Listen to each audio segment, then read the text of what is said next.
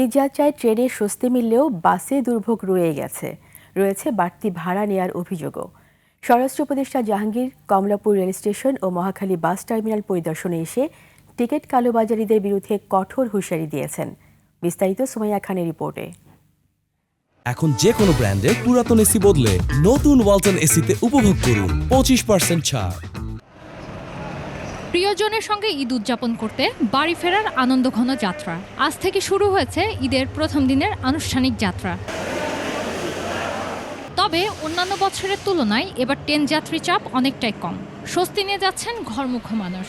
ট্রেনে যদি ঠিকমতো না আসে যাত্রীদের তো ভোগান্তি। আমরা ঈদ করতে নানুর বাসায় রাজশাহীতে যাচ্ছি, আমরা মজা করব। না, কোনো ভোগান্তি হয়নি, খুব শান্তিশিষ্টভাবে ট্রেনে আসছি, টিকিটও পাওয়া গেছে খুব ভালোভাবে। তবে ভিন্ন চিত্র বাস টার্মিনালে।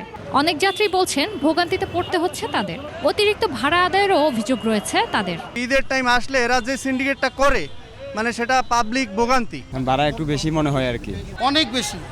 আজকেই তো, কালকে তার এই যাত্রা হবে না, গেছে কালকে হয়নি, আগামীকাল হবে না, আজকে দিন হলে যা যাত্রা। এদিকে যাত্রী সেবার মান যাচাই করতে পরিদর্শনে যান স্বরাষ্ট্র উপদেষ্টা জাহাঙ্গীর আলম।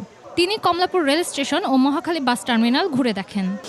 এবার দেখেন যে টিকিটের এরকম কোনো কালোবাজারি হয় নাই, তবে স্ট্যান্ডিং টিকিট তো 25%, তো 25%-এর বেশি অনেক সময় স্ট্যান্ডিং টিকিটে যে লোকজনে করে, এতে একটু সমস্যা হয়।